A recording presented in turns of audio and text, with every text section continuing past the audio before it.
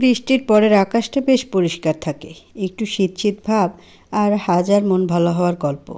বৃষ্টির দিনে যেন প্রিয় গানের সুরে গুনগুন করতে আলাদা ভালো লাগে।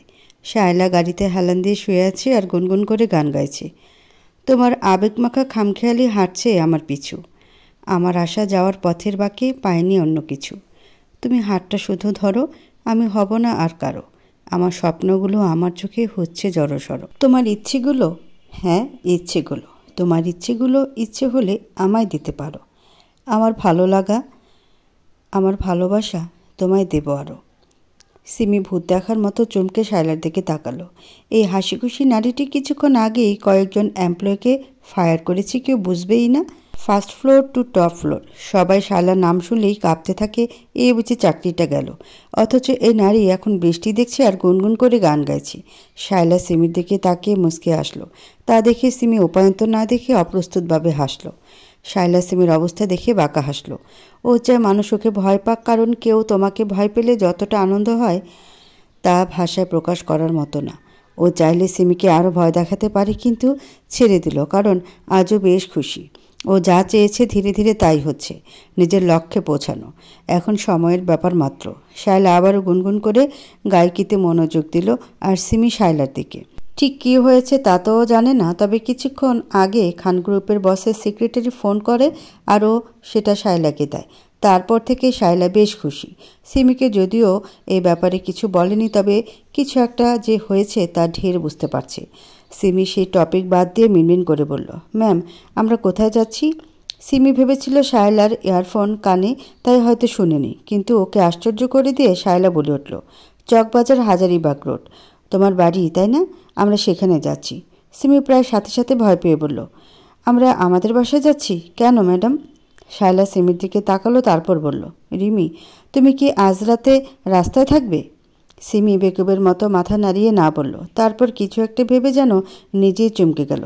শায়লা তা দেখে হাসলো, তারপর কিছুটা নরম কণ্ঠে বলল, তোমাকে বাসায় নামিয়ে দিয়ে আমি বাসায় যাব, তারপর রাত বেশি হয়ে গেছে, তাই একা যাওয়া তোমার জন্য সেফ না। সিমি মাথা নাড়ল, আর ওর মনে মনে শায়লা ধন্যবাদ দিতে থাকলো। শায়লা এতটা কনসিডারেট হবে সেটা ওর ভাবনাতীত ছিল। শায়লা দীর্ঘ নিঃশ্বাস ফেলল। সিমির মাঝে কোথাও না কোথাও অনেকটা নিজেকে খুঁজে পায়, অনেকটা নিষ্পাপ, দুনিয়া সম্পর্কে কোনো ধারণা নেই, শুধু নিজের জীবন নিয়ে হ্যাপি থাকা। এরা মানুষকে কখনো হার্ম করতে পারে না, তবে মানুষ এদের ভেঙে চুরে নিঃশেষ করে দেয়। এই দুনিয়ায় ভালো মানুষ হয়ে থাকা যায় না, এটা অনেক আগেই ও বুঝেছে। নিজেকে বাঁচাতে অন্যের ক্ষতি যে করতে পারে সেই দুনিয়ায় টিকতে পারে। কিছুটা বাঘ আর হরিণের মতো।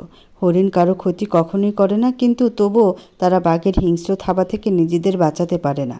এই দুনিয়া দুর্বলদের জন্য নয়। বাঁচতে হলে বাঘের মতো অন্যের ক্ষতি করে বাঁচো, না হয় হরিণ হলে অন্যের শিকার হয়ে যাবে। নিজের একতলা বাসায় ঢুকতে পুরুষালী কণ্ঠ শুনতে পেল শায়লা। ও বাবুটা খিলখিল করে হাসছে কারো কথায়। শায়লার বেশ ভালো লাগলেও মনের ভিতরে মিশ্র অনুভূতি কাজ করছে। আজ প্রায় অনেক দিন পর কারো সম্মুখীন হতে চলেছে। শায়লা দীর্ঘ নিঃশ্বাস ফেলে ভেতরে ঢুকলো। শায়লাকে দেখেই বাবুটা ওর কোলে আসার জন্য হাত বাড়িয়ে দিল। ও মুচকি হেসে বাবুটাকে কোলে তুলে নিল, তারপর আদর করতে লাগলো। বাবুটাও পরম যত্নে শায়লার গলা জড়িয়ে ধরে আছে, আর সামনের ব্যক্তি দুজনকে দেখতে ব্যস্ত। ওর চোখে যেন জল ভরে আসছে, কিন্তু ওই যে ছেলেদের কাঁদতে নেই, সে রীতি অনুসারে ও নিজেকে সামলে নিল। শায়লা বাবুকে মিনু খালার কাছে দিয়ে তারপর সোফায় সেই ব্যক্তির অপোজিটে বসে পড়ল।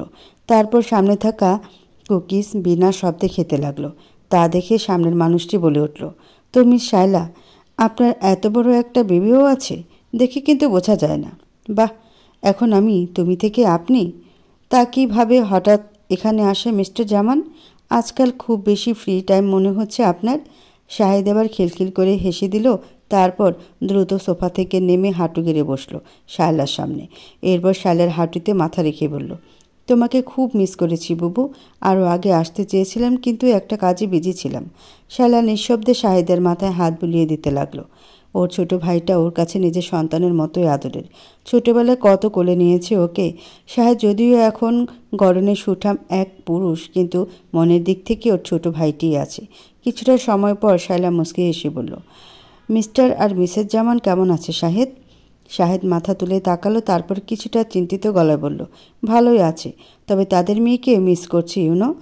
কিন্তু এখন বোধ হয় বেশি একটা আর করবে না। শায়লা ভ্রুকুচকে বলল, কেন? নতুন মেয়ে পেয়ে গেছে হয়তো। শায়লা চোখ ছোট ছোট করে তাকাতেই শাহেদ আবার এক দফা হেসে বলল, মজা করছিলাম। তুমি নাকি খুব ভালো রান্না করো, কিছু একটা রেঁধে খাওয়াও না আমায়। এই যাবৎকালে তোমার রান্না খাওয়ার সুযোগ পেলাম কই? আজ না হয় ভাইটাকে কিছু করে খাওয়াও। শায়লা সোফা থেকে উঠে বসলো, তারপর বলল, তুমি বসো, আমি দেখি কি রান্না করা যায়। তুমি বাবুর সাথে খেলতে পারো। ওকে এত বাবু বাবু করো কেন? ওর একটা নাম আছে তো নাকি? শায়লা রান্নাঘরের দিকে যেতে যেতে বলল, ওকে বাবু বলতেই ভালো লাগে আমার। শাহেদ খুশি মনে উঠে গিয়ে বাবুর সাথে খেলতে থাকলো। বাবুটা একটু একটু করে দাঁড়ায়, তারপর হুট করে পড়ে যায়। কিন্তু চেষ্টা কিন্তু দমে যায় না, বরং পরের বার থেকে আরও প্রবল ইচ্ছা নিয়ে দাঁড়াতে চেষ্টা করে। হয়তো বাবার মতো হয়েছে, কারণ মায়ের মতো হয়েছে বলে মনে হয় না। শাহেদ নিজের বাইকটা পার্ক করে চাবি ঘোরাতে ঘোরাতে ঘরে ঢুকে নিজের রুমের দিকে যাওয়ার আগে কারো ফিসফিসানো আওয়াজ পেয়ে থমকে যায়। তাকিয়ে দেখে একটা রুমের লাইট জ্বালানো, মৃদু শব্দে কাউকে বলছে, আমি কতবার বলেছি আমি ওই বাসায় ফিরে যাব না। ওইখানে যাওয়ার থেকে আমি সারা জীবন রাস্তায় থাকতে রাজি, অ্যাটলিস্ট আমি ভালো থাকবো। ফার্দার আমাকে ফোন করবেন না। আর হ্যাঁ, আপনার স্বামীকেও বলে দিবেন আমাকে নিয়ে যাতে টেনশন না করে, আর ভার্সিটির গেটে যাতে লোক না পাঠায়। যদিও খুব ধীরে সুস্থে বলছে কথাগুলো, কিন্তু বেশ রাত হওয়ায় ঘরের বাইরে অবধি শব্দ আসছে। যদিও জরুরি নয়, কিন্তু মনোযোগ দিয়ে শুনলে সবটাই বোঝা যায়। চারদিক নিঃশব্দ থাকায় হয়তো এমনটা হয়েছে। শাহেদ হুট করে দরজা খুলে ফেলে, আর তাতেই সে যেন তটস্থ হয়ে পড়ে। হাতের ফোনটাও পরে নিতে গেলে ধরে ফেলে। তারপর কিছুটা রাগ দেখিয়ে বলে, চাশমিশ, ভয় পাইয়ে দিয়েছ তুমি আমাকে। শাহেদ কিছু না বলে ভ্রুকুচকে ফোনের দিকে তাকালো, তারপর বলল, কার সাথে কথা বলছিলে? তোমার মা?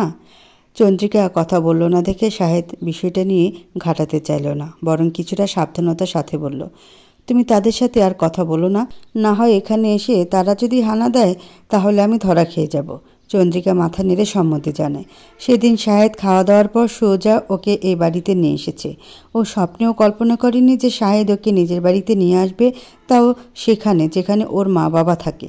যদিও তারা ওকে দেখিয়ে অনেক প্রশ্ন করেছিল, কিন্তু জবাবে শাহেদ বলেছে চন্দ্রিকার ঘরবাড়ি কিছু নেই এখানে, হোস্টেলেও সিট পাচ্ছে না, আবার যে আত্মীয়ের বাসা ছিল তারা এখন আর থাকতে দিতে চাইছে না, তাই চন্দ্রিকাকে ওইখানে নিয়ে এসেছে। ভার্সিটির ক্যাম্পাসে একা একা বসে কাঁদছিল, তাই শাহেদ দেখে বাসায় নিয়ে এসেছে। যদিও সেটা কিছু ক্ষেত্রে মিথ্যে নয়, আবার অনেকটাই মিথ্যে। যাই হোক, এমন একটা পরিবারের সাথে থাকতে পেরে ওর বেশ ভালো লাগছে। 2 দিনই যেন তারা ওকে আপন করে ফেলেছে, আবার বলেও দিয়েছে ওদের বাড়িতেই থাকতে। হোস্টেল খালি হলেও যাওয়ার দরকার নেই। যদিও চন্দ্রিকা এখানে সারা জীবন থাকবে না, কিন্তু বেশ অনেক দিন থাকবে সিদ্ধান্ত নিয়েছে। এখানে থাকলে ওর মনে হয় নিজের বাসায় আছে। এত ভালোবাসা ও কখনো পায়নি। চন্দ্রিকাকে চুপ থাকতে দেখে শাহেদ ওর মাথায় একটা টোকা দিল। চন্দ্রিকা আহ করে উঠল, আর শাহেদ তা দেখে বলল, এত না ভেবে ঘুমিয়ে পড়ো, না হয় কাল ভার্সিটি যেতে পারবে না। দেরি হলে আমি কিন্তু দাঁড়াবো না তোমার জন্য। চন্দ্রিকা মুখ ভিঞ্চিয়ে বলল, এমনভাবে বলছে যেন সাহেব আমাকে নিজের বাইকে করে নিয়ে যায়। সেই তো বাস স্টপ পর্যন্ত পৌঁছে নিজে হুড় করে চলে যায়। চন্দ্রিকার মুখভঙ্গিতে শাহেদ হাসল, তারপর বলল, ঘুমিয়ে পড়ো। শাহেদ বেরিয়ে যেতে নিলে চন্দ্রিকা পেছন থেকে ডাক দিল, তারপর বলল, তোমাকে চশমা ছাড়াই বেশ সুন্দর লাগে চাশমিশ, চশমা না পড়লেই তো পারো। শাহেদ তাকালো না, বরং মুচকি হেসে বেরিয়ে গেল, আর চন্দ্রিকা তাকিয়ে রইল সেদিকে। যদিও শাহেদকে বাইকে করে পৌঁছে দেয় না, কিন্তু প্রতিদিন ওর বাসটার পিছু পিছু আসে। জানালা দিয়ে প্রায়ই এমনটা দেখে ও, আর নিজে নিজেই হাসে।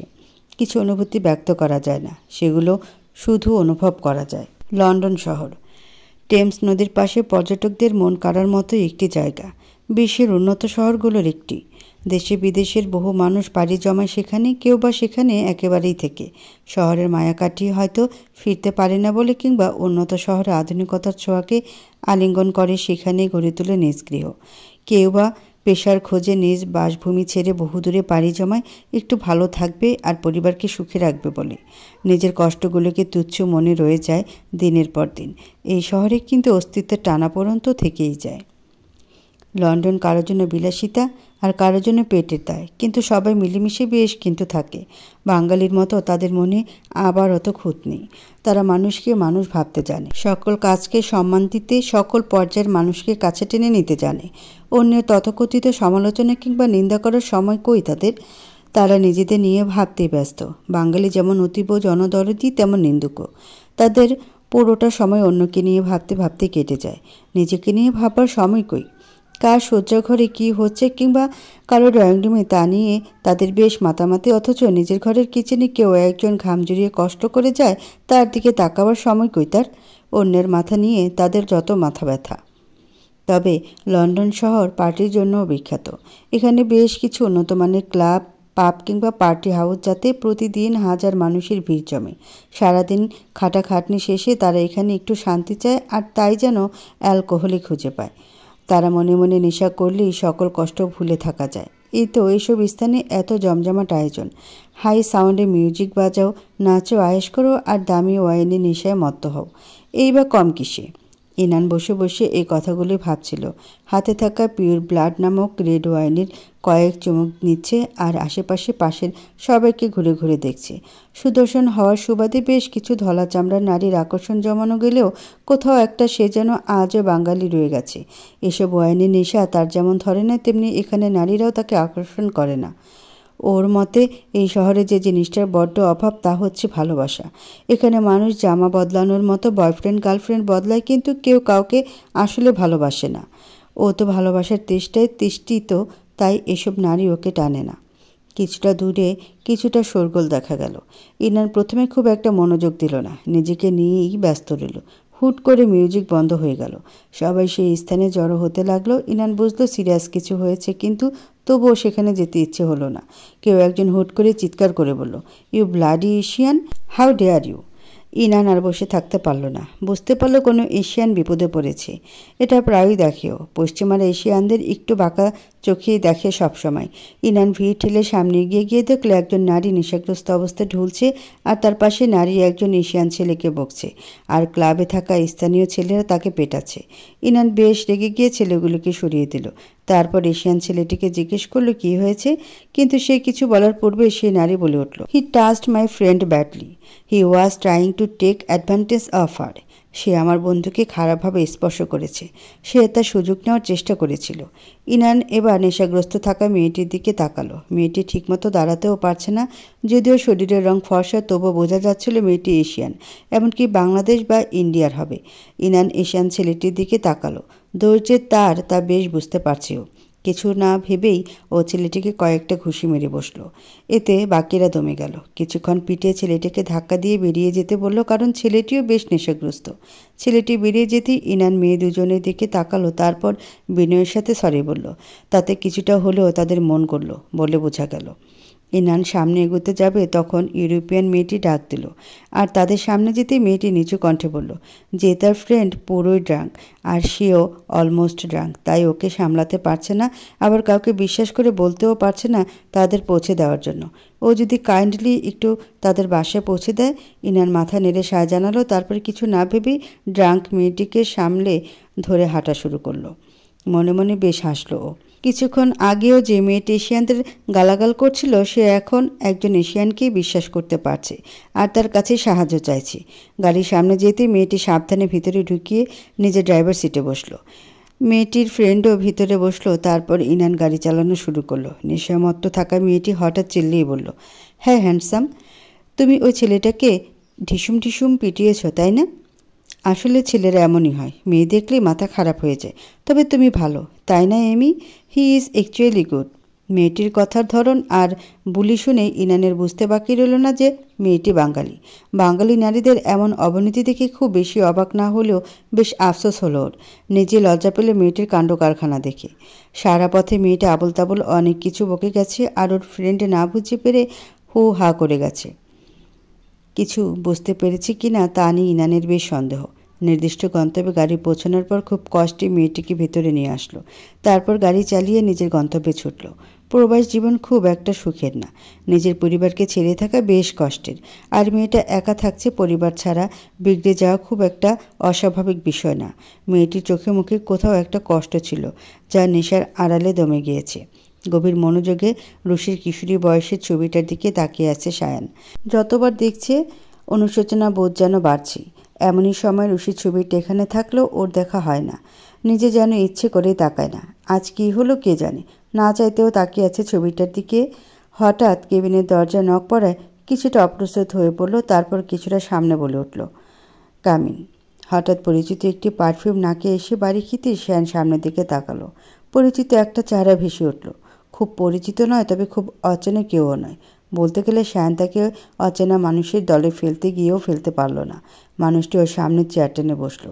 শায়ান নিজেকে সামনে গলা খাকারি দিয়ে বলল, মিস চৌধুরী, আপনি হঠাৎ আমার অফিসে? আপনার অ্যাসিস্ট্যান্টের ফোন এসেছিল। শুনেছি গোবিন্দপুর ভিলা কনস্ট্রাকশন নিয়ে আপনারা পার্টনার খুঁজছেন। পার্টনার হিসেবে চৌধুরী গ্রুপ এতটা খারাপ হবে না। আমার জানা মতে আপনি রিজেক্ট করে দিয়েছিলেন গতকাল। শায়লা কিছুক্ষণের জন্য দমে গেল। তারপর শায়ানের দিকে তাকিয়ে বলল, কি করব বলেন মিস্টার খান? আপনি ফেমাস মানুষ। আপনি নিজে থেকে আমাদের পার্টনার বানাতে চান। আমাদের বিষয়টা বিশ্বাস হয়নি, তাই মিথ্যে ফেক ভেবেছিলাম। পরে বুঝলাম শায়ান জামিল খানের নাম নিয়ে ফোন করা সাহস কারণেই। শায়ান শায়লার কথায় কিছুটা তাচ্ছিল্য খুঁজে পেল যেন। ও কিছুটা ভেবে তারপর চেয়ারের সাথে হেলান দিয়ে বলল, চৌধুরী গ্রুপের সিইও হয়ে নিজে দেখা করতে আসছেন আমার সাথে, ইটস অ্যান অনার। কিন্তু একটা এত বড় গ্রুপ চালানোর ক্ষেত্রে আপনার বয়স নিয়ে আমার বেশ চিন্তা হয় মিস চৌধুরী। বিজনেস করা কিন্তু খুব সহজ নয়। বুঝে শুনে পদক্ষেপ ফেলা বেশ জরুরি। নিজের প্রতিপক্ষকে আপন ভাবার ভুল করা বোকামি। শায়লা ডেস্কে নিচে থাকা হাত মুষ্টিবদ্ধ হয়ে গেল, কিন্তু চেহারার হাসিটা একটুও বদলানি, বরং আরও গাঢ় হলো। প্রতিপক্ষ যত শক্তিশালী তাকে হারানোর মজা তত বেশি। শায়লা কিছুটা ভেবে বলল, কালকে রিজেকশনের জন্য ব্যক্তিগতভাবে সরি বলতে এসেছি আপনাকে মিস্টার খান। যদি অ্যাসিস্ট্যান্টকে পাঠাতাম বিষয়টা একটু সিনসিয়ার হতো না। Anyway, sorry for yesterday. Shayan শায়লার সরিতে কোনো সিনসিয়ারিটি খুঁজে পেল না। এমনকি তার হাসিটা হিপোক্রেটিক ছিল, যাতে মিনিমাম সম্মানবোধ ছিল না ওর জন্য। শায়ান চোয়াল শক্ত করে তাকালো। কেমন যেন অপমান বোধ হতে লাগলো। ও এখন শিওর হয়ে গেছে এ মেয়ে রুশি হতেই পারে না। আর যাই হোক, রুশি কখনোই হিপোক্রেটিক হতে পারে না। আর না, তার হাসিতে এতটা ঘৃণা থাকতে পারে। ওর মতে রুশি শুধু ভালোবাসতে জানে। এ মেয়ে রুশির ধারে কাছেই নেই। শায়ানকে চুপ করে থাকতে দেখে শায়লা বলল, খান গ্রুপের সাথে আমরা পার্টনারশিপ করতে অবশ্যই রাজি, তবে বিজনেস যেহেতু করছি আমাদের দুটো শর্ত আছে। যেমন, কন্ট্রাক্টটি 50% শেয়ারে হবে, আর কন্ট্রাক্ট পেপার আমরা তৈরি করব। আপনি কি আমাদের উপর বিশ্বাস করতে পারছেন না? আপনার থেকে শিখলাম মিস্টার খান, প্রতিপক্ষকে আপন ভাবতে নেই। Business is business, you know. আমাদের ক্ষেত্রেও তো একই, তাই না? আমাদের লাভ কী হবে এতে? ওয়েল, আপনার প্রজেক্টের জন্য পার্টনার খুব জরুরি, আর এটা আপনিও ভালো জানেন যে Chowdhury group is the best option. তাই চৌধুরী গ্রুপ ছেড়ে অন্য কোনো গ্রুপে যাওয়াটা বোকামি বই কি। শায়ান কিছুক্ষণ ভাবলো, তারপর সিরিয়াস ভঙ্গিতে বলল, আই লাইক ইউর কনফিডেন্স। আমি আপনার শর্ত মানতে রাজি, তবে আমাদেরও একটা শর্ত আছে। যেহেতু অ্যারেঞ্জমেন্ট আমরা করছি, তাই চৌধুরী গ্রুপ 60% ইনভেস্ট করবে, বাকি সব কিছু 50-50। শায়লা তৎক্ষণাৎ রাজি হয়ে গেল। তারপর আরও কিছু বিজনেসের ব্যাপারে আলোচনা করে উঠে দাঁড়ালো। যাওয়ার সময় কর্নারে থাকা ছবিটার দিকে তাকিয়ে বলল, মিস্টার খান, টিনেজ গার্লদের উপর ইন্টারেস্ট রাখেন জানা ছিল না। এমন উদ্ভট শখ অবশ্য বিজনেসম্যানদের প্রায়ই দেখা যায়, তবে চয়েস আরেকটু আপগ্রেড করা দরকার। The girl is too innocent for you. বলেই শায়লা আর দাঁড়ালো না, বরং বেরিয়ে গেল। ছবিটার কথা মাথায় আসতেই পার্সটা শক্ত করে চেপে ধরল। মনে মনে ভাবল, মানুষের মন বোঝা বড় দায়। অদ্ভুত মানুষ, অদ্ভুত তার শখ। ড্রিল মেশিনের প্রকাণ্ড শব্দে চারপাশটা ছেয়ে আছে। ধুলোবালিতে মিশে আছে বিকেলের মুক্ত বাতাস। শায়লা আর একটু সামনে এগিয়ে গিয়ে মূল কনস্ট্রাকশনের কাজ দেখছে, আর কিছুক্ষণ বাদে বাদে আরও চোখে তাকাচ্ছে বাম দিকটায়। আজ ও একা আসেনি, বরং ওর সাথে শায়ান এবং আরেকজন এসেছে। পরিচয় পর্বে জানতে পারে মেয়েটির নাম তিয়াশা। শায়ানের চোখ মুখ দেখিয়ে বোঝাই যাচ্ছে বেশ জোরপূর্বক এসেছে এখানে। কি অদ্ভুত, তাই না? সময়ের সাথে সাথে মানুষের পছন্দ অপছন্দ, এমনকি কাছের মানুষও বদলে যায়। যে কিছুদিন আগেও চোখের মনি থাকে, সে সময়ের ব্যবধানে গলার কাটা হয়ে যায়। শায়লাকে তিয়াশা খুব একটা পছন্দ করেনি, সেটা ও শুরুতেই বুঝতে পারে। কেমন যেন একটা অন্যরকমভাবে তাকাচ্ছিল। কিছু সময়ের জন্য মানুষ তো ভুল করেই ভেবেই নিবে যে শায়লা তার প্রিয় জিনিসটা তার থেকে ছিনিয়ে নিয়েছে, অথচ শায়লা তার সাথে আজ প্রথম সামনাসামনি কথা বলেছে। শায়লা বুঝতে পারল যে তিয়াশা ওর দিকে তাকিয়ে আছে। শায়লা মুচকি এসে ওকে চোখ মারল, তারপর কিছুটা নরম সুরে শায়ানকে ডেকে বলল, মিস্টার খান, একটু এদিকটায় আসবেন, আপনাকে কিছু বলার ছিল। শায়ান প্রায় তৎক্ষণাৎ শায়লার কাছে চলে এলো, যেন এই মুহূর্তের অপেক্ষা ছিল সে। শায়লা তিয়াশার দিকে তাকিয়ে বিজয়ের হাসি দেয়। প্রজেক্টের সুবাদে প্রায় মাসখানেক ধরে শায়ান এবং শায়লা একসাথে কাজ করতে হয়েছে, তাই কখনো কখনো বাইরে গাড়ি থামিয়ে লাঞ্চ করতে হয়েছে, যা মিডিয়ার নজর এড়ায়নি। আর এরপর থেকেই শায়লা বিভিন্ন প্রাইভেট নাম্বার থেকে থ্রেড মেসেজ পেত। সবখানে লেখা থাকতো স্টে অ্যাওয়ে ফ্রম হিম। যদিও ও মাথা ঘামাতো না, কিন্তু এটা যে তিয়াশার কাজ এখনও ঢের বুঝতে পারছে। বেজে ওঠা আতশবাজি কি আরও বাজাতে তো বেশ মজাই লাগে, তাই না? শায়লা সায়নের দিকে তাকিয়ে বলল, মিস্টার খান, কাজের মাঝে আপনার গার্লফ্রেন্ডকে আনা কি ঠিক? সে এমনভাবে তাকাচ্ছে আমার দিকে যেন আমাকে খেয়ে ফেলবে। শায়ান চোখ মুখ শক্ত করে বলল, she is not my girlfriend. Shaila কিছুটা হেসেই বলল, তাহলে এক্স গার্লফ্রেন্ড যে আপনাকে ভুলতে পারছে না? শায়ান আরও গম্ভীর হয়ে কঠোর গলায় বলল, ও আমার সাথে সম্পর্কিত নয়, বরং আমার মায়ের পরিচিত। মা রিকোয়েস্ট করেছে এখানে নিয়ে আসার জন্য, তাই না করতে পারিনি। শায়লা একদৃষ্টিতে তাকিয়ে রইল। চোখে চোখ রেখে মিথ্যে বলাটা একটা আর্ট। সবাই পারে না, তবে শায়নের মতো বিজনেসম্যানের জন্য অবিশ্বাস্য কিছু নয়। কি সাবলীলভাবে মিথ্যে বলা যায়, তাই না? অথচ যেখানে সত্যিটা কারো অজানা নয়। শায়লা সামনের দিকে এগিয়ে গেল। কিছু কিছু অনেক কষ্ট দেয়, তবে তার থেকেও বেশি কষ্ট দেয় যখন সত্যিটা সম্পর্কে আপনি অবগত। শায়লা বেশ অন্যমনস্ক ছিল। হঠাৎ কিছু একটা মাথায় এসে পড়ল।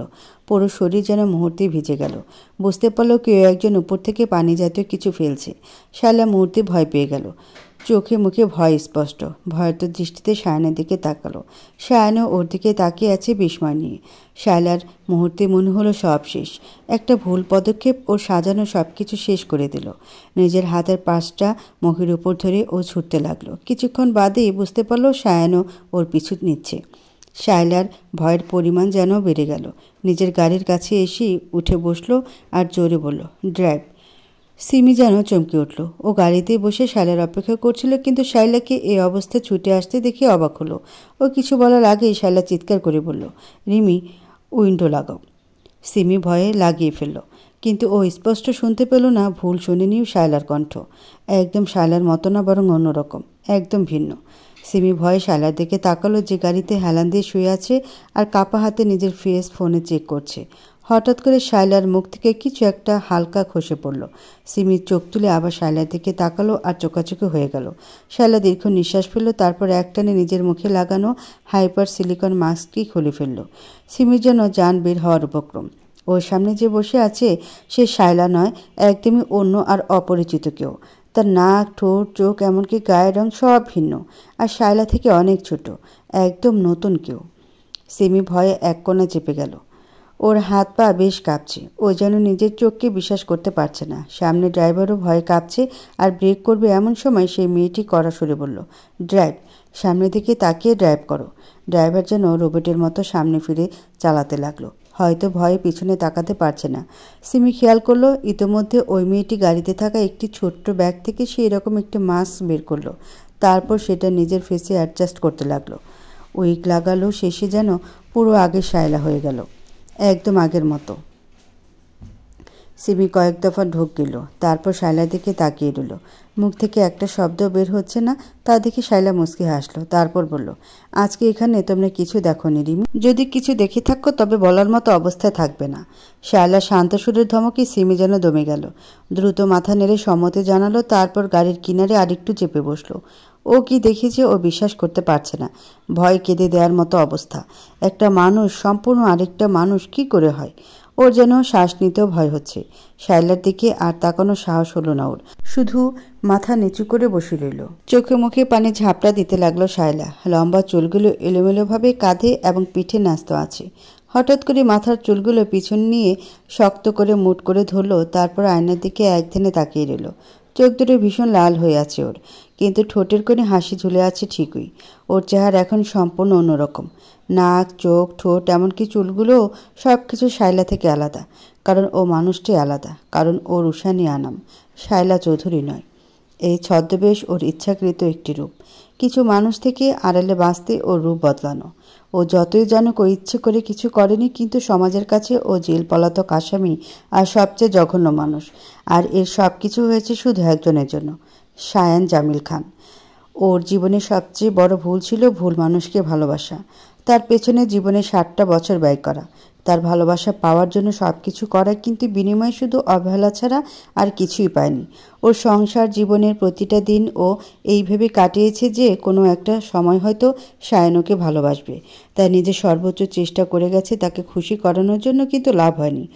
যা হৃদয় পাথরের তৈরি তা কখনো গলবে না। তুমি ভালোবেসে নিজেকে তার সামনে শেষ করে দিলেও তাকানোর সময় নেই, কারণ তোমার প্রতি তার দয়াটুকুও কাজ করে না।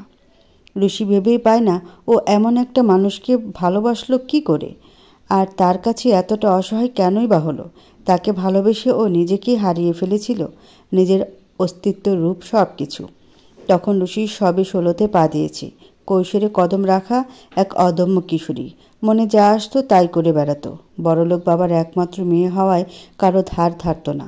স্কুলে সবাই ওকে গন্ডি মেয়ে হিসেবেই চিনত। ভুলে যদি কোনো ছেলে প্রপোজ করে ফেলতো তবে তার তো আর রক্ষা নেই।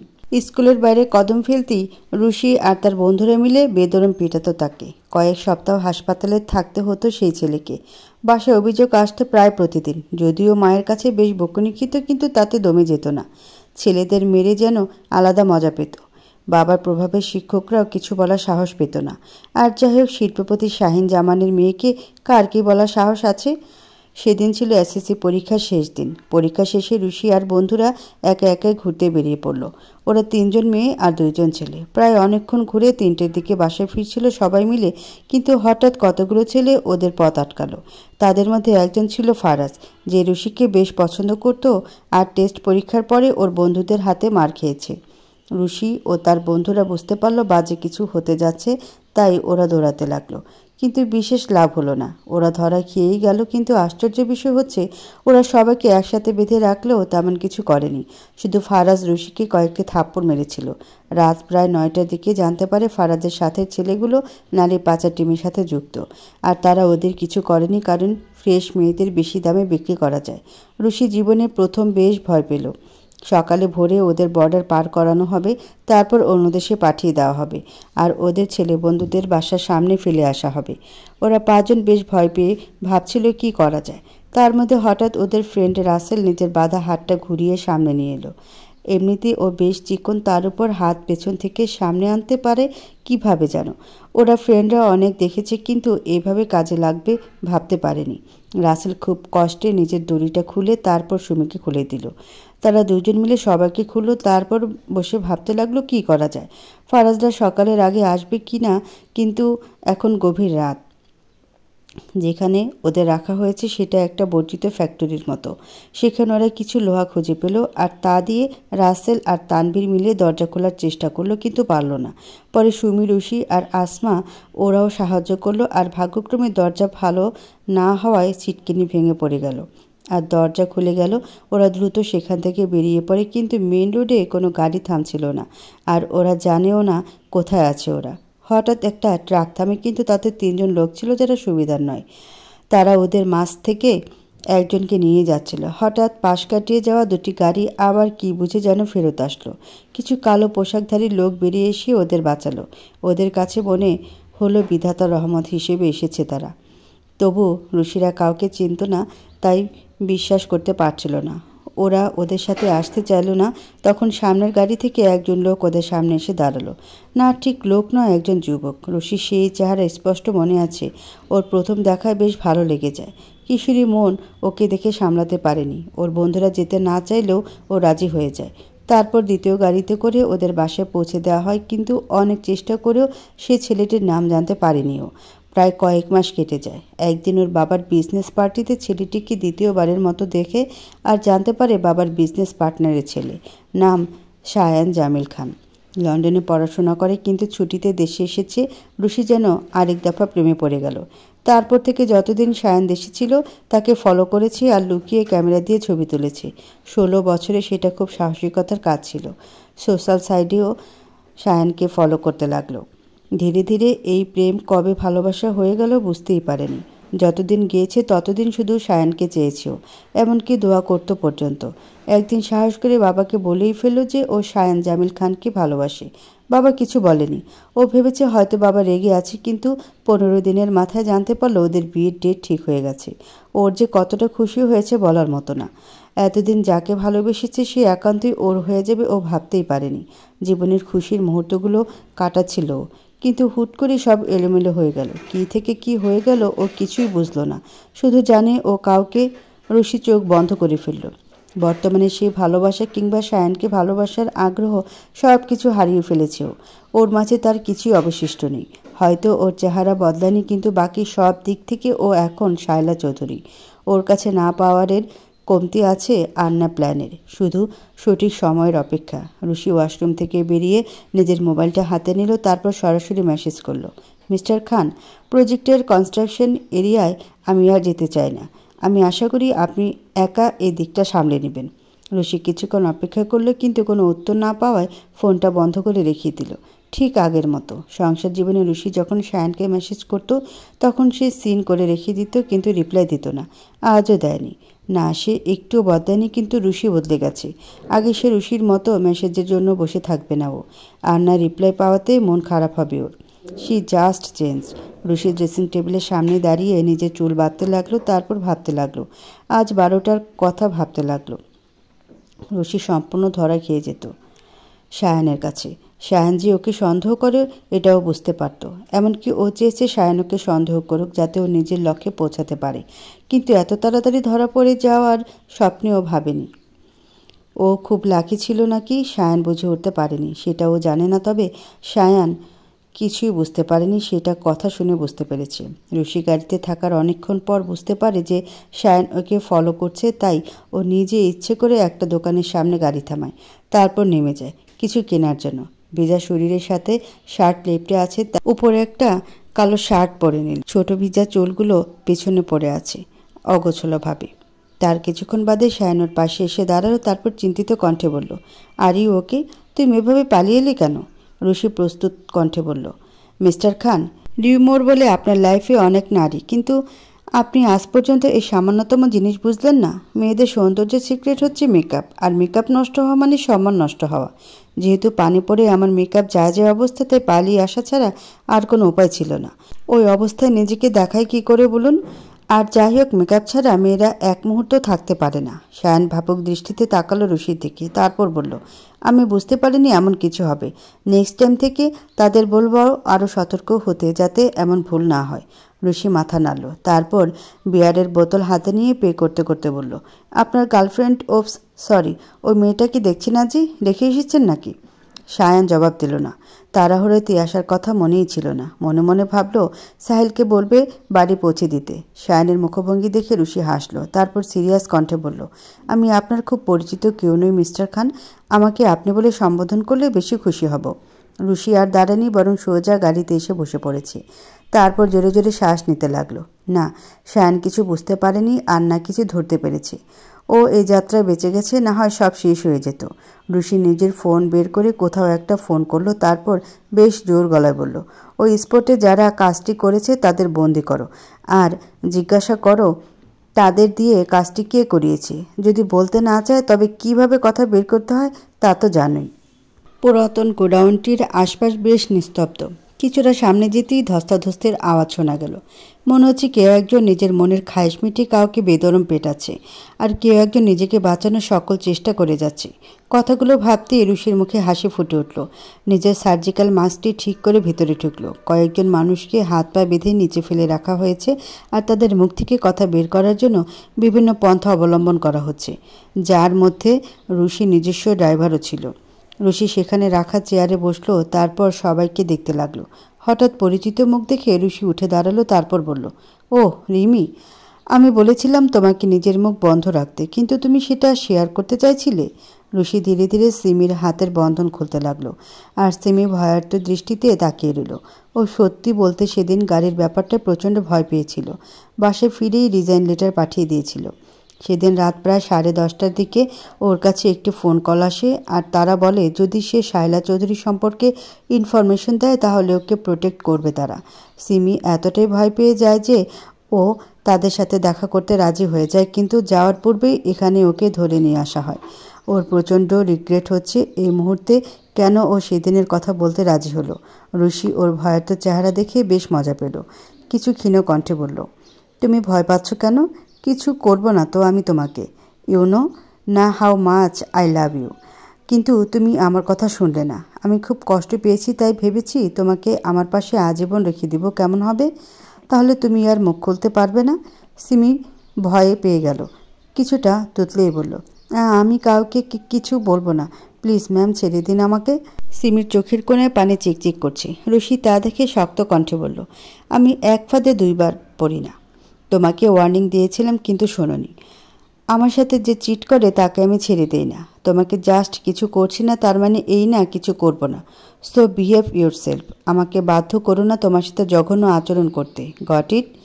সিমি দ্রুত মাথা নাড়ল। তা দেখে রুশি ওর মাথায় হাত রেখে চোখের পানি মুছে দিতে দিতে বলল, গুড গার্ল, আমার পাশে এসে দাঁড়াও। সিমি মাথা নেড়ে রুশির চেয়ারের পাশে ঘাপটি মেরে দাঁড়ালো আর রুশি চেয়ারে বসলো। তারপর সেই কালো মুখোশধারী ছেলের একজনকে বলল, জেসন, এরা মুখ খুলবে না, তাই এদের বাঁচিয়ে রেখেও লাভ নেই। Shoot them all.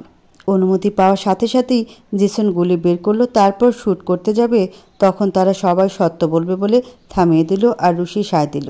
প্রথমে ড্রাইভার বলে উঠল, ম্যাম, কালকের ঘটনায় আমি বেশ ভয় পেয়ে গিয়েছিলাম, তাই রাতে যখন আমার কাছে কল আসলো যে তারা আমাকে প্রোটেক্ট করবে, সাথে কিছু অ্যামাউন্টেরও টাকা দিবে, তাই আমি লোভে পড়ে রাজি হয়ে যাই তাদের শর্তে। বিনিময়ে আমাকে শুধু আপনার সম্পর্কে কিছু তথ্য দিতে হবে। আমি ভেবেছিলাম আপনি হয়তো জানতেই পারবেন না এই ব্যাপারে, তাই। ড্রাইভারের কথা শুনে সিমিও মিনমিনে কণ্ঠে বলল, আমার কাছেও এমন কল এসেছিল। রুশি কিছু না বলে ভাবুক দৃষ্টিতে তাকালো। কেউ একজন ওর সম্পর্কে জানতে চাইছে, কিন্তু কে? সে কি তবে কেউ কিছু বুঝতে পেরেছে? সে কি সায়ান? রুশির ওদের দুজনের উপর পুরোপুরি বিশ্বাস করতে পারেনি, তাই ওদের উপর ফলো রাখতে বলেছিল। আর ধারণাই সঠিক হলো। দুজনের কাছেই পাবলিক টেলিফোন থেকে কল এসেছে, কিন্তু কে করেছে তা এখনও জানতে পারেনি। আশ্চর্যের বিষয় হচ্ছে সেখানের সিসি ক্যামেরার একটাও কাল 10টা থেকে 11টা পর্যন্ত কাজ করছিল না। তার মানে কেউ ইচ্ছে করে এমনটা করেছে। রুশির নজর এবার পড়ল বাকি দুজনের দিকে। এরা দুইজনেই কাল রুশির উপর পানি ফেলেছিল, কিন্তু মুখ খুলেনি এখনও। রুশি ওদের দিকে তাকালো, তাতে ওরা গড়গড় করে বলা শুরু করে দিল, আপনি যখন সেখানে তখন আমাদের একজন ফোন করেছিলেন যিনি শায়ান জামিল খানের পরিচিত। আমাদের বলেছে আপনার উপর আমি পানি ফেলতে, যাতে আপনি পাশের কাদামাটির স্থানে পিছলে পড়ে যান, কিন্তু আমরা সঠিক সময় ফেলতে পারিনি, তাই আপনি ঠিক ছিলেন।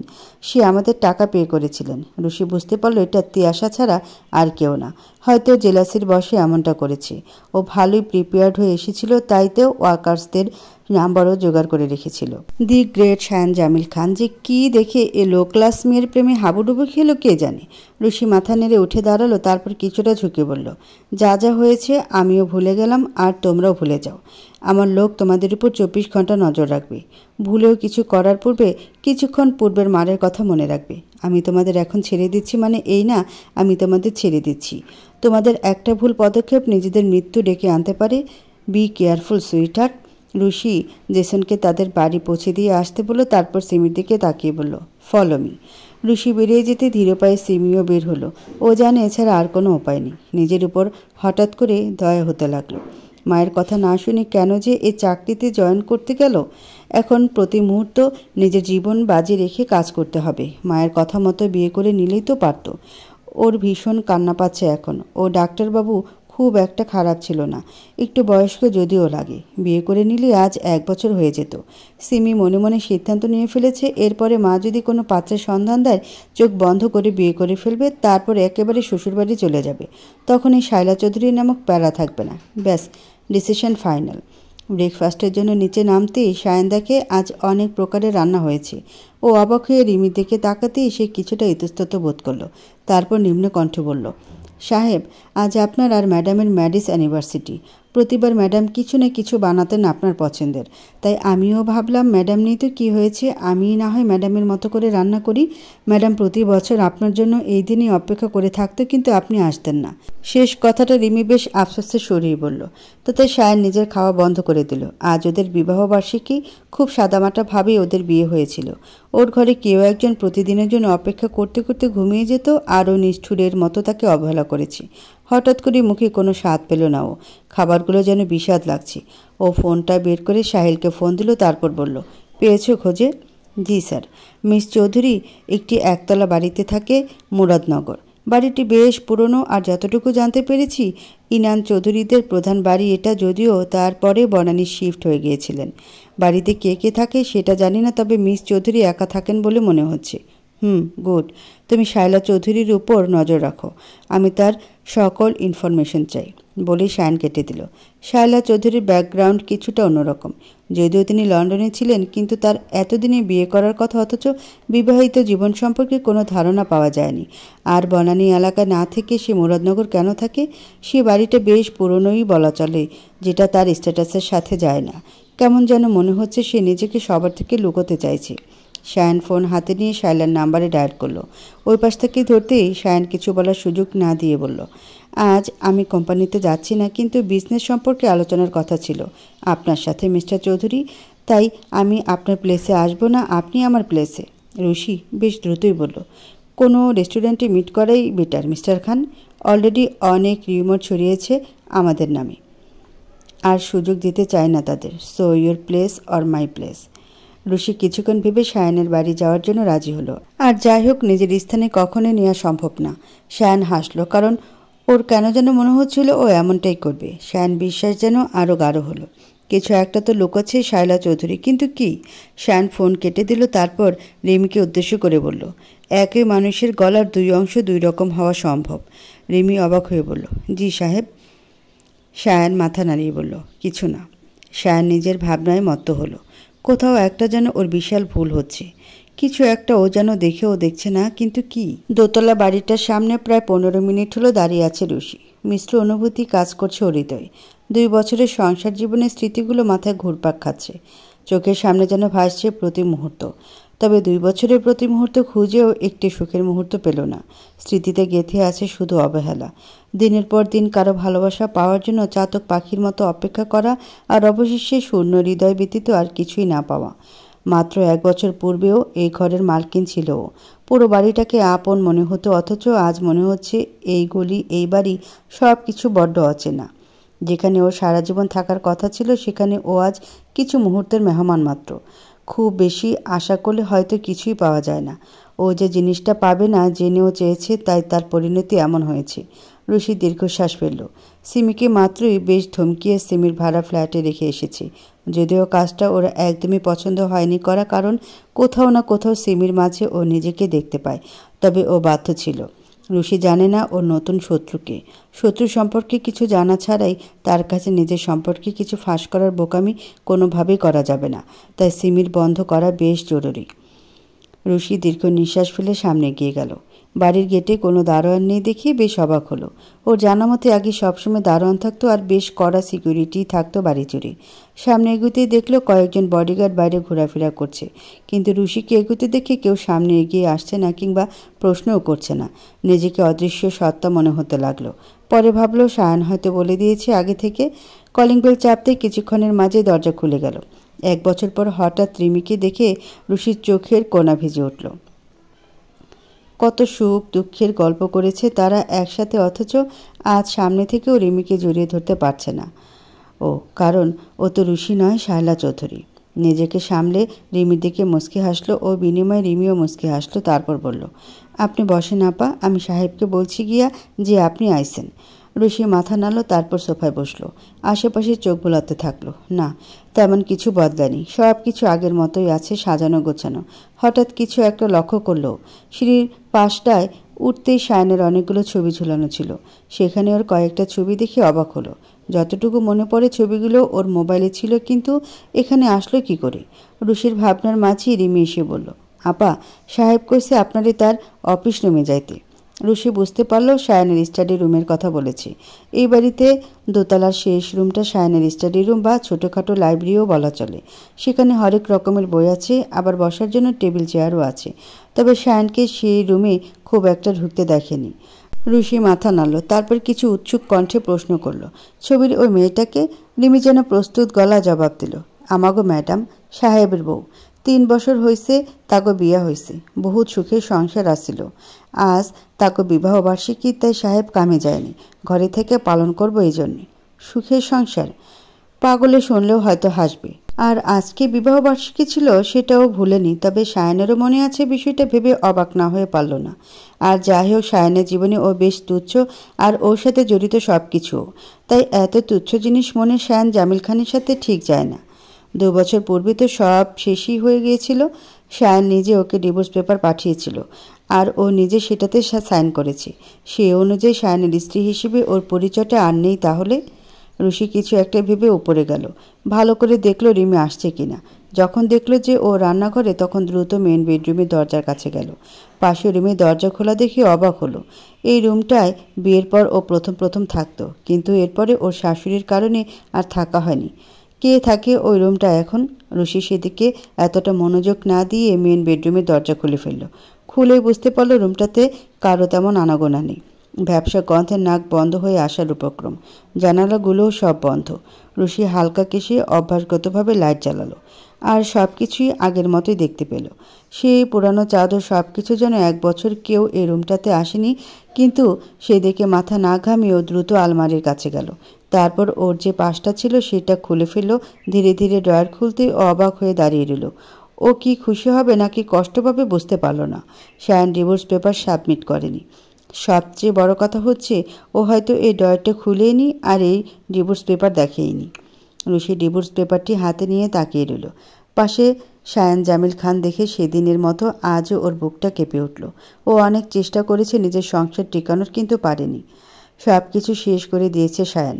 ওর খুব কষ্ট হয় ভাবলে যে কতটা নির্দয় মানুষকে ও পাগলের মতো ভালোবেসেছে। ঋষির কানে হঠাৎ করে পায়ের শব্দ আসতে লাগলো। খুব তাড়াতাড়ি আলমারি বন্ধ করে বুঝতে পারলো ডিভোর্স পেপারটি হাতেই রয়ে গেছে ওর। উপায়ন্তর না দেখে খাটের নিচে ছুঁড়ে মারল পেপারটিকে। তারপর সোজা হয়ে দাঁড়িয়ে গিয়ে নিজেকে প্রস্তুত করতে লাগলো। ঋষি ভেবেছিল হয়তো রিমি আসবে, কিন্তু সায়নকে গেটে দাঁড়িয়ে থাকতে দেখে বেশ নার্ভাস হয়ে গেল। ও বুঝতে পারছে না কি বলবে, কিন্তু এমন কিছু বলতে হবে যাতে সায়ন ওকে বিশ্বাস করে।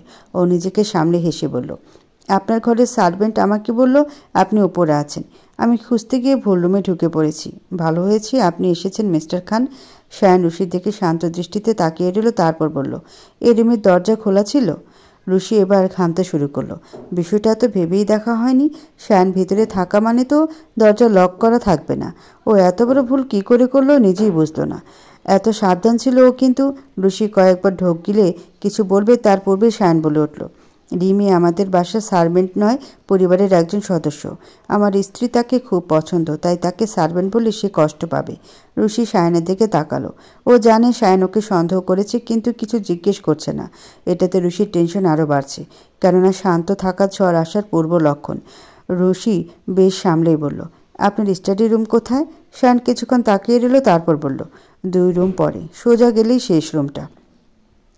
ঋষি দীর্ঘ নিঃশ্বাস ফেলল, তারপর আরও চোখে ডিভোর্স পেপারটি দেখল। ওর কাছে কোনো উপায়ই নেই এটাকে লুকানোর কিংবা সাথে নিয়ে যাওয়ার। ওর সামনে হাঁটা শুরু করলো। ও দ্রুত রিয়্যাক্ট করে ফেলেছে তা ও বেশ বুঝতে পারছে। নিজের ইমোশনকে ও কন্ট্রোল করতে পারেনি, আর তাই ভুল করে ফেলেছে। ও স্টাডি রুমে যেতে খেয়াল করলো সায়ন আসেনি, হয়তো দরজা লক করছে। ঋষি সেদিকে মাথা না ঘেমিয়ে একটু আগের বিষয়টা কিভাবে ধামাচাপা দেওয়া যায় সেটা নিয়ে ভাবতে লাগলো, কিন্তু কোনো কিছু খুঁজে পেল না। আর সায়নকেও খুব ভালো করে চেনে। মাথায় কোনো কিছু নিয়ে সন্দেহ করলে সেটা শেষ অবধি দেখে ছাড়ে। প্রায় কয়েক মিনিট পর সায়ন আসলো, তারপর ঋষির ঠিক সামনে চেয়ারটা বসলো। ঋষির দিকে বেশ মনোযোগ দিকে তাকিয়ে আছে ও। ঋষি কিছুটা ইতস্তত বোধ করলো, তারপর হাসার চেষ্টা করলো। আমরা প্রজেক্ট নিয়ে কথা বলি। আমার মনে হয় প্রত্যেকটা বিল্ডিংয়ের বাইরের রংটা হোয়াইট আর ভিতরের লাইট ব্লু হলে ভালো হবে। যদিও ক্রিম কালার হওয়ার কথা ছিল, কিন্তু লাইট ব্লুটা বেশি ক্লাসি মনে হয়।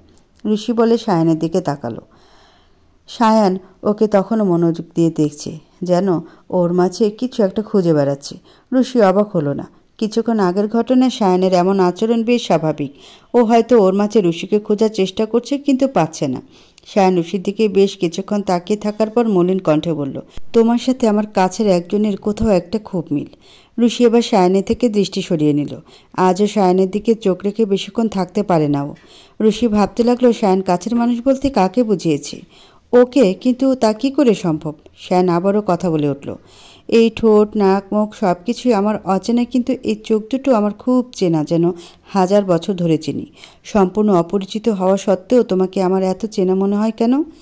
প্রশ্নটিতে ঋষি অবাক হলো না, মুচকি হেসেই বলল, কিন্তু এই মুখটা আমার খুব চেনা, তবে এই চোখ দুটো বড্ড অচেনা। ও মিথ্যে বলেনি। সায়নের চোখ দেখলে এই সময় যে কেউ বলবে সায়ন অনেক বেশি প্রেম বিরহে আছে, কিন্তু তা কী করে সম্ভব? চোখও তাহলে মাঝে মাঝে মিথ্যে বলে, তাই না? শায়ান কিছু অবাক হয়ে ঋষিকে বলল, মানে? আজকাল সবাই মুখোশ পরে থাকে। মুখোশে লুকিয়ে থাকা আসল চেহারা কয়েকজনই বা ধরতে পারে বলুন। যাকে খুব কাছের মনে হয় তাকেও সময়ের ব্যবধানে চেনা যায় না। আর সম্পূর্ণ অচেনা একজন মানুষকে চেনা মনে করে কি বোকামি নয়? চোখ কখনো মিথ্যে বলে না মিস চৌধুরী। হয়তো, তবে চোখের ভাষা কয়জনই পড়তে পারে বলুন। অপরিচিত মানুষকে খুব একটা কাছে আসতে দিবেন না মিস্টার খান। কিছুটা ঝুঁকে বলল, চোখের ধোকা খেয়ে যাবেন। সাহিত্যের জগতে সকল নারী কিন্তু ছলনাময়ী। আমার চোখের ভাষা বোঝার প্রয়াসে নিজেকে হারিয়ে না ফেলেন যেন। শায়ান গভীরভাবে শায়লাকে দেখল আর মুহূর্তে তাকে অচেনা মনে হতে লাগলো। তার চেহারার অনুভূতিগুলো খুব দ্রুত বদলায়, তাই তার মন পড়ার সুযোগ কারণেই। ঋষি শায়ানের এমন চাহনি দেখে উঠে দাঁড়ালো। তারপর কিছু শান্ত কণ্ঠে বলল, আপনার মন এখন আপনাতে নেই মিস্টার খান। বিজনেসের বিষয়টা তাই আজ না তোলাই ভালো। আমরা অন্যদিন এই বিষয়ে কথা বলবো। চলি। ঋষি মুচকি হেসে হাঁটা শুরু করলো। এক মুহূর্তের জন্য ফিরে তাকানি। কিছু কিছু সময় প্রশ্নের ওপর প্রশ্ন রেখে গেলে উত্তর খোঁজার আগ্রহ কমে যায়। যেহেতু ওর জবাব দেওয়ার ইচ্ছে নেই, তাই আরেকটি প্রশ্ন না হয় বাড়িয়েই দিল। শায়ান ঋষি যাওয়ার দিকে তাকিয়ে রইল। ওর মনে হলো সামনের নারী প্রতিটা পদক্ষেপ খুব সাবধানে নিয়ে চলছে, জীবনের কোনো এক পর্যায়ে খুব বেশি ধাক্কা খাওয়া মানুষটির মতো। হঠাৎ করে আসা ঝড়ের ন্যায় তার আশা আর মুহূর্তেই বিলীন হয়ে যাওয়া। সম্পূর্ণই যেন কোনো রহস্য ঘেরা থ্রিলার মুভি, যার এক মুহূর্ত মিস করা যায় না। নারীর মন সত্যিই বোঝা দেয়। তাদের মনের ভাষা পড়তে পারে না বলেই হয়তো পুরুষ ঠকে যায়। তাদের বুঝতে গিয়ে নিজেদেরই তাদের মাঝে হারিয়ে ফেলে। যুগ যুগ ধরে নারী ছলনাময়ী জানা সত্ত্বেও তার প্রেমে নিজেকে বিলীন করে দেয়া বোকামি নয়তো আর কি? তবে তাকে জানার কৌতূহল দমিয়ে রাখা বড্ড দায়। ঋষি বাড়ির বাইরে এসে দাঁড়িয়ে পড়ল। ভেতরে থাকা প্রতিটা মুহূর্ত ওকে কুরে কুরে খাচ্ছিল। হারিয়ে যাওয়া স্মৃতিগুলো বারবার মনে করিয়ে দিচ্ছিল। দম বন্ধ হয়ে আসছিল প্রতিটি মুহূর্ত। ও কয়েকবার জোরে জোরে নিঃশ্বাস নিল, তারপর নিজের গাড়িতে না উঠেই সামনে হাঁটা শুরু করলো। এখন ওর একটু প্রাণ খুলে শ্বাস নেওয়া প্রয়োজন। ঋষি গন্তব্যহীনভাবে হাঁটছে আর ভাবছে শায়ানের কথা।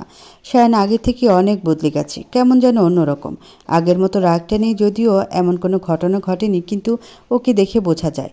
ঋষি ভাবল, ওর ভাবনায় হয়তো কোনো সমস্যা আছে। ও শায়ানকে নিয়ে ভাবছে কেন? আর যাই হোক, ওর ভাবনায় থাকার অধিকারও শায়ানের নেই।